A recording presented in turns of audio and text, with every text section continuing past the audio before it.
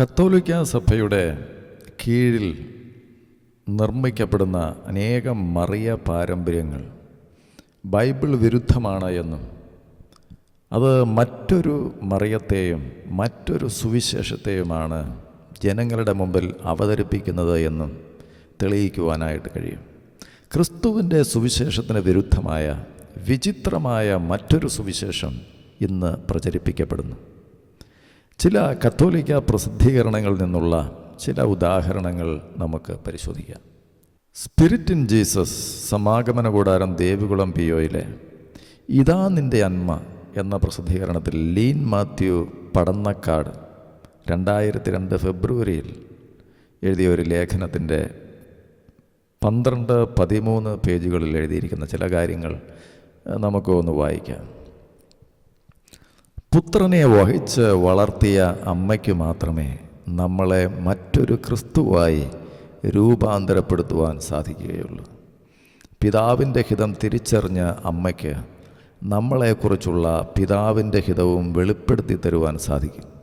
ക്രിസ്തുവിൻ്റെ വഴിയിലൂടെ പിതാവിൻ്റെ ഹിതത്തിനനുസൃതമായി വഴി നടത്താൻ നമുക്ക് ലഭിച്ചിരിക്കുന്ന സ്വർഗീയ സമ്മാനമാണ് പരിശുദ്ധ അമ്മ.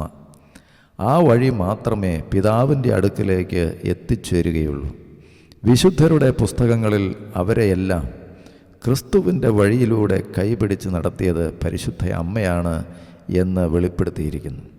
തൃത്വത്തിൽ ലയിച്ചു ചേർന്ന അമ്മ, ശ്രദ്ധിക്കുക, തൃത്വത്തിൽ ലയിച്ചു ചേർന്ന അമ്മ, ത്രിയേക ദൈവത്തിൽ അമ്മ ഒന്നായി ലയിച്ചു ചേർന്നതുപോലെ പിതാവിൻ്റെ മകനും പുത്രൻ്റെ അമ്മയും പരിശുദ്ധാത്മാവിൻ്റെ മണവാട്ടിയും ആയിത്തീർന്നു. ക്രിസ്തു പിതാവിൻ്റെ അടുക്കലേക്കുള്ള വഴിയാണ്. ഈ ക്രിസ്തുവിലേക്ക് എത്തിച്ചേരുവാൻ, ക്രിസ്തുവുമായി ഒന്നായിത്തീരാൻ പിതാവ് നൽകിയ വാഗ്ദാനമായ അമ്മയോട് ഒന്നാകാം.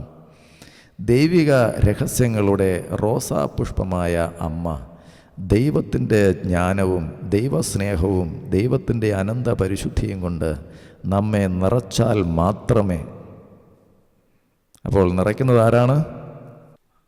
നമ്മെ നിറച്ചാൽ മാത്രമേ പുത്രൻ ആരെന്നും പിതാവിൻ്റെ ഹിതം എന്തെന്നും ആത്മാവിൻ്റെ സ്ഥിരമായ ആവാസവും നമ്മളിലുണ്ടായ കാര്യങ്ങളും എന്നും നിറഞ്ഞു നിൽക്കുകയും പ്രാർത്ഥനാ വേളകളിലുണ്ടാകുന്ന ആത്മസംതൃപ്തിക്കപ്പുറം ജീവിത മേഖലകളിൽ ജ്ഞാനവും ദൈവസ്നേഹവും ദൈവത്തിൻ്റെ പരിശുദ്ധിയുടെ പ്രതീകങ്ങളുമായി തീരാം.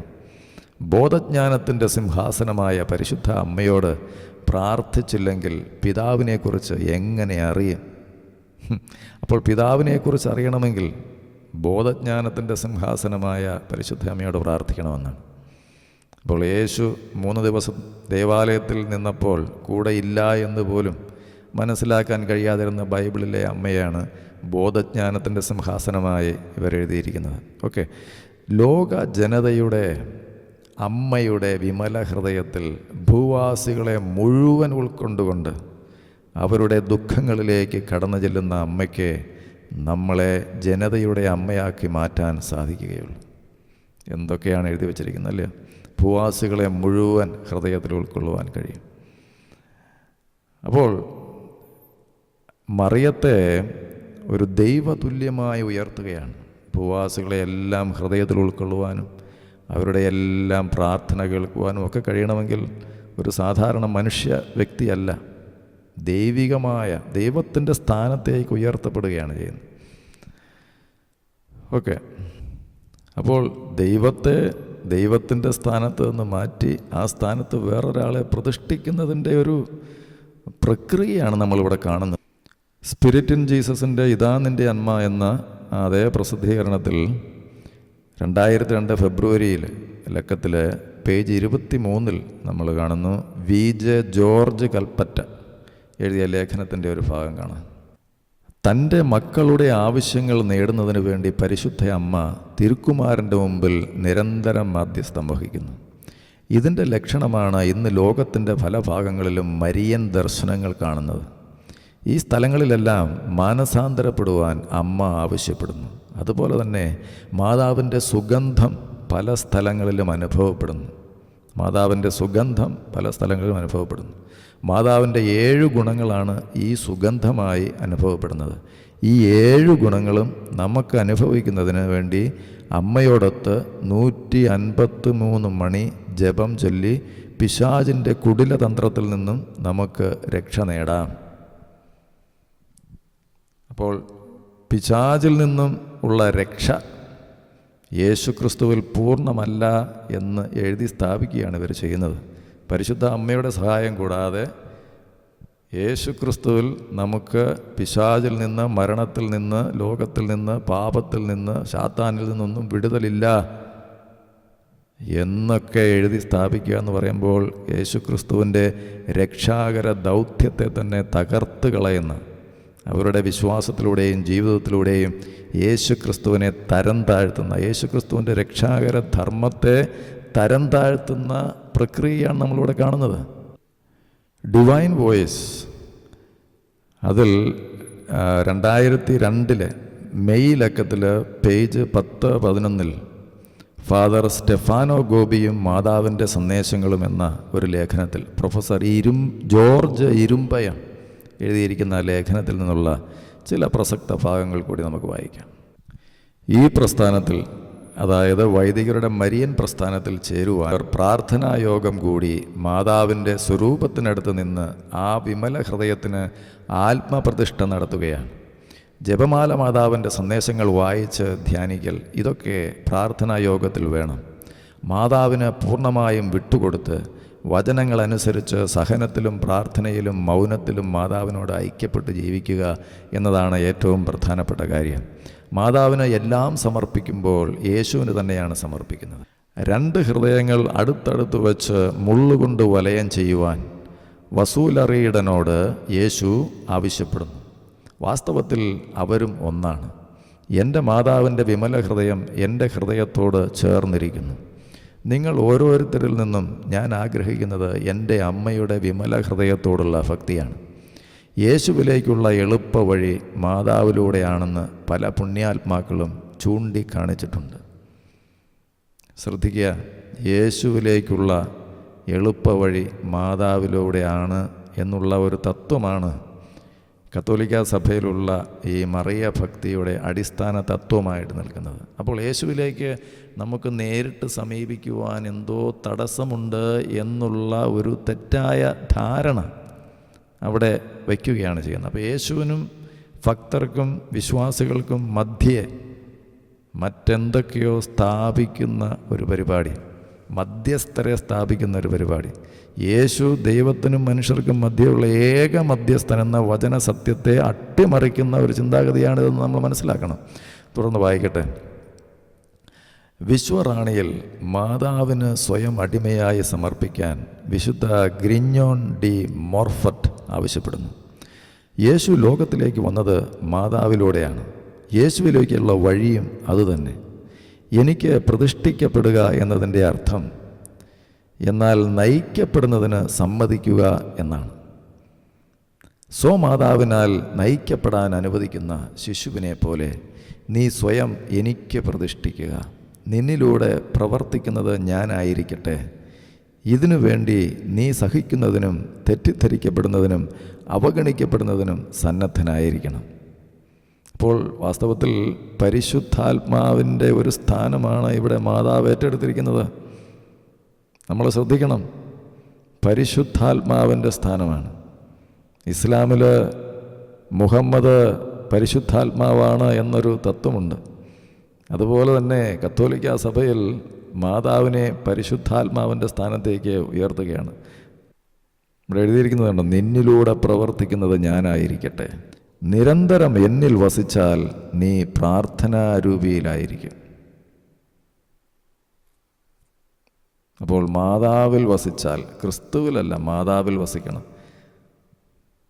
ക്രിസ്തു പറഞ്ഞു, നിങ്ങൾ എന്നിലും ഞാൻ നിങ്ങളിലും വസിച്ചാൽ. അപ്പോൾ ക്രിസ്തുവിൽ വസിക്കുന്നതിന് പകരം മാതാവിൽ വസിക്കണമെന്നും മാതാവ് നമ്മിൽ വസിക്കണമെന്നുമൊക്കെ പഠിപ്പിക്കുന്നത് എത്രയോ അബദ്ധ സിദ്ധാന്തങ്ങളാണ്, എത്രയോ വലിയ അപകടമാണ് എന്ന് നാം മനസ്സിലാക്കണം. അപ്പോൾ ഈ കാര്യങ്ങളെല്ലാം എഴുതിയിരിക്കുന്നത് പ്രൊഫസർ ജോർജ് ഇരുമ്പയത്തിൻ്റെ ആ പറഞ്ഞ ലേഖനത്തിൽ തന്നെ 8-ാമത്തെ പേജിലാണ്. 8-ാമത്തെ പേജിലാണ്. ഇനി 10-11 പേജുകളിൽ കാണുന്ന ചില ഭാഗങ്ങൾ കൂടെ ഞാൻ വായിക്കാം. മാതാവിൻ്റെ വിമല ഹൃദയത്തിനുള്ള സമ്പൂർണ്ണ സമർപ്പണം കഴിഞ്ഞാൽ ഈ പ്രസ്ഥാനത്തിൻ്റെ വലിയ പ്രത്യേകത ഭൂമിയിലെ യേശുവിൻ്റെ പ്രതിനിധിയായ മാർപ്പാപ്പയോടുള്ള സ്നേഹാദരങ്ങളും വിധേയത്വവുമാണ്.